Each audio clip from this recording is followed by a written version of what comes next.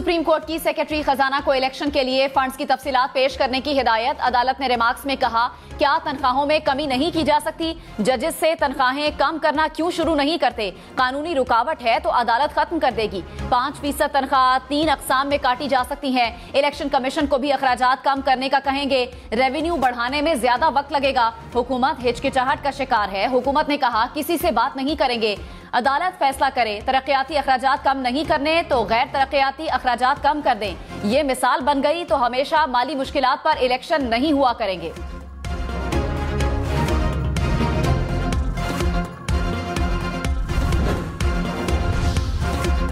Chief justice के बगैर कोई जज असखुद नोटिस नहीं ले सकता। इलेक्शन इल्तवा केस में चीफ जस्टिस के अहम रिमार्क्स। कहा, तमाम जजेस इत्तफाक करते हैं कि चीफ जस्टिस को बेंच बनाने का इख्तियार है। रजिस्ट्रार सुप्रीम कोर्ट के सर्कुलर में असखुद नोटिस के इंतजामी अहकाम को मुअख्खर किया गया। सर्कुलर में किसी अदालती फैसले को मुस्तरद नहीं किया।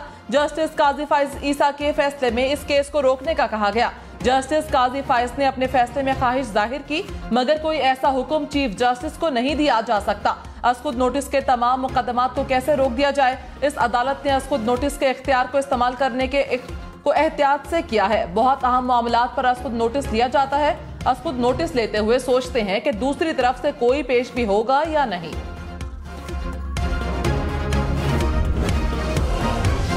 चीफ जस्टिस ने कहा, किसी जज को बेंच से निकाला गया, ना कोई रजाकाराना अलग हुआ। 9 अराकीन ने चीफ जस्टिस को मामला भिजवाया। इलेक्शन इल्तिवा केस में रिमार्क्स दिए कि नोट के मुताबिक 4 जजेस ने खुद को बेंच से अलग किया।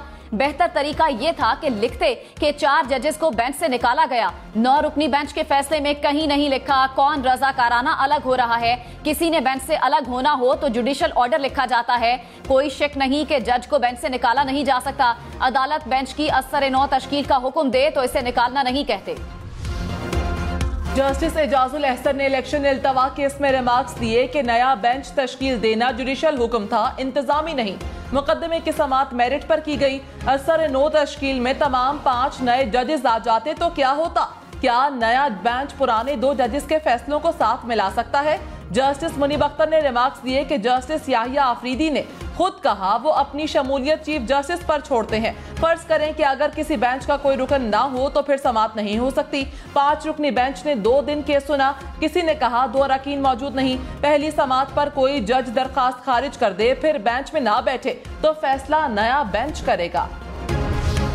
IMF ने वफाकी हुकूमत के हाथ पांव बांधे हुए हैं। वजीर आजम शहबाज शरीफ का पार्लिमानी पार्टी के इजलास से खिताब। कहा, रियासत बचाने के लिए सियासत कुर्बान कर दी। हमने हमेशा मुल्क को मुश्किलात से निकाला। हालात गंभीर हैं लेकिन हमारी नीयत साफ है। इमरान खान ने पाकिस्तान को मुआशी दलदल में फंसा दिया। सख्त तरीन शराइत पर IMF प्रोग्राम पर दस्तखत किए, फिर खुद खिलाफ वर्जी करके प्रोग्राम को मुअत्तल कर दिया। दोस्त ममालिक के खिलाफ साबिक हुक्मरानों ने बदजबानी की। चीन के मंसूबों पर संगीन इल्जामात लगाए गए।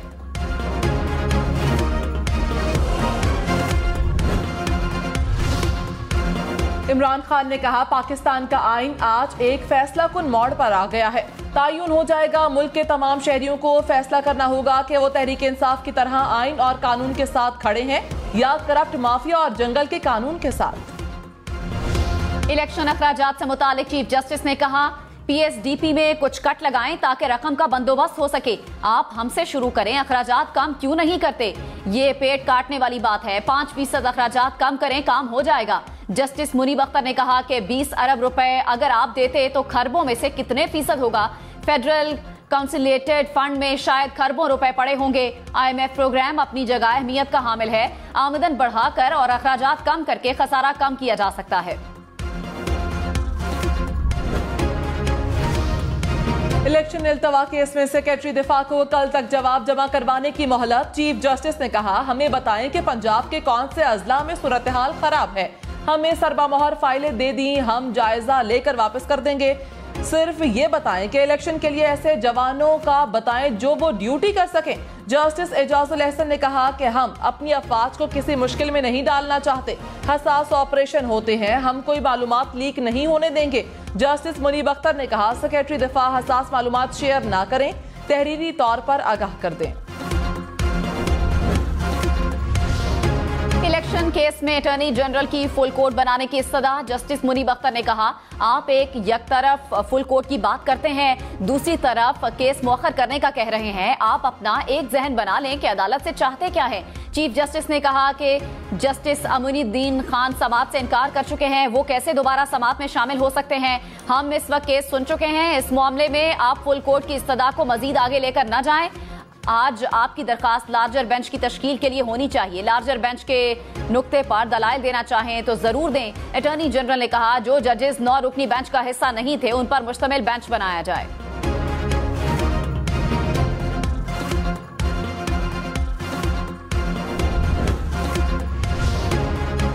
इलेक्शन अखराजात के मामले पर पीटीआई रहनुमा असद उमर ने अदालत में मौक़िफ़ पेश कर दिया। कहा, 20 खरब रुपए खसारे का 0.02% से ज्यादा नहीं। तरक्याती अखराजात 700 अरब रुपए हैं। अभी तक 450 अरब रुपए खर्च होना बाकी है। हुकूमत ने 8 माह में सिर्फ 200 अरब रुपए खर्च किए हैं। कैसे मुमकिन है 700 अरब रुपए के बजट से 21 अरब रुपए ना निकाले जा सकते हों? कैसे मुमकिन है 700 अरब रुपए के बजट से 21 अरब रुपए ना निकाले जा सकते हों?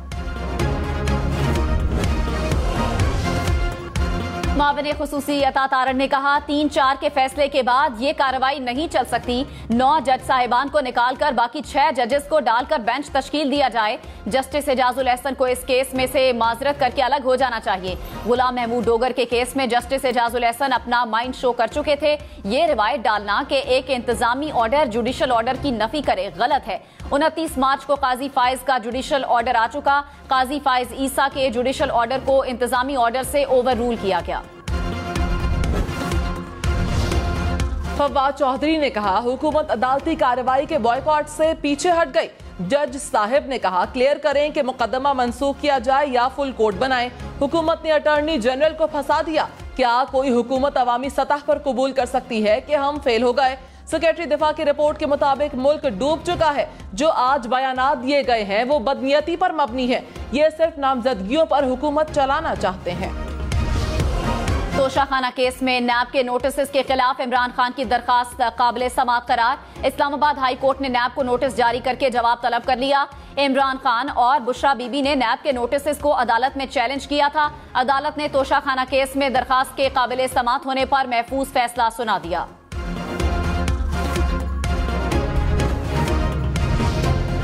पंजाब इंस्टीट्यूट ऑफ कार्डियोलॉजी में करप्शन का इल्जाम। यास्मीन राशिद के खिलाफ इंक्वायरी शुरू। एंटी करप्शन एस्टैब्लिशमेंट पंजाब ने रहनुमा तहरीक इंसाफ को 4 अप्रैल को तलब कर लिया। यास्मीन राशिद पर पार्किंग, कैंटीन और सफाई के ठेकों में रिश्वत का इल्जाम आयद है। मामले पर यास्मीन राशिद से मौक़िफ़ लेने की कोशिश की जा रही है। रहनुमा तहरीक इंसाफ शहबाज गिल ने कहा, अदालती इजाजत के बाद आज बैरून मुल्क सफर करूंगा। सबसे पहले इंशाअल्लाह उम्रे की सादत हासिल करूंगा। अदालती फैसला पहले ही सेक्रेटरी वजारत दाखिला और DGFIA को भिजवा चुका हूं। नाम एग्जिट कंट्रोल लिस्ट में ताहाल बरकरार है। मरीम नवाज के खिलाफ तौहीन अदालत की दरखास्त काबिल समाअत होने पर दलाइल तलब। दरखास्त गुजार ने कहा, तौहीन अदालत का वायरस बहुत फैल चुका है, जिस पर जस्टिस अली बाकिर नजफी ने रिमार्क्स दिए कि हमने इस वायरस को कंट्रोल नहीं करना, हमने कानून के मुताबिक काम करना है। लाहौर हाई कोर्ट ने दरखास्त पर समाअत 5 अप्रैल तक मुलतवी कर दी। इस्लामाबाद हाई कोर्ट ने राना सनाउल्लाह के बयान और इमरान खान को सिक्योरिटी फराहमी की दरखास्त पर वफाक और वजारत दाखिला से जवाब तलब कर लिया। चीफ जस्टिस ने इस्तफसार किया कि क्या इमरान खान को बतौर साबिक वजीर आजम सिक्योरिटी नहीं मिल रही। साबिक चीफ जस्टिस साकिब निसार ने बहुत सी सिक्योरिटीज वापस ली थी। क्या वो SOPs अब भी इन फील्ड हैं या नहीं, ये भी देख लें। समाअत 6 अप्रैल तक मुलतवी।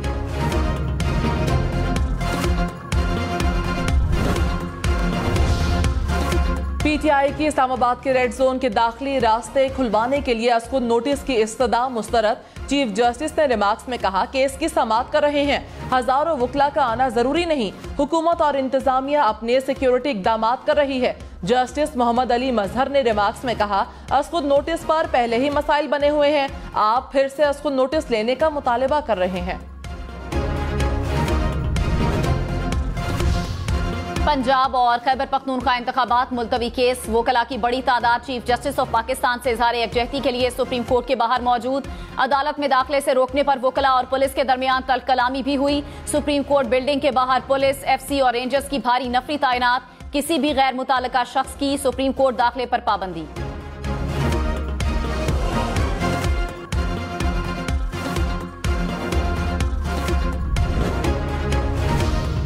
शाह महमूद कुरैशी ने कहा, एक तबका सुप्रीम कोर्ट को रौंदने पर तुला हुआ है, दूसरा इंसाफ का हुसूल चाहता है। आज भुट्टो के नाम निहाद जानशीन आइन पर हमला कर रहे हैं। पाकिस्तान की सियासी और सुप्रीम कोर्ट की तारीख का अहम दिन है। पूरी कौम सुप्रीम कोर्ट के साथ खड़ी है। फतह आइन की होगी।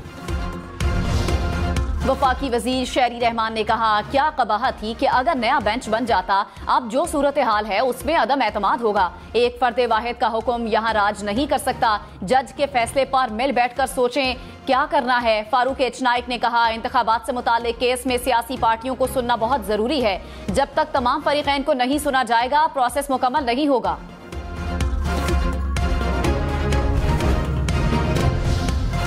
तर्जुमान इस्लामाबाद पुलिस ने कहा, वकला के दाखिले पर कोई पाबंदी नहीं है।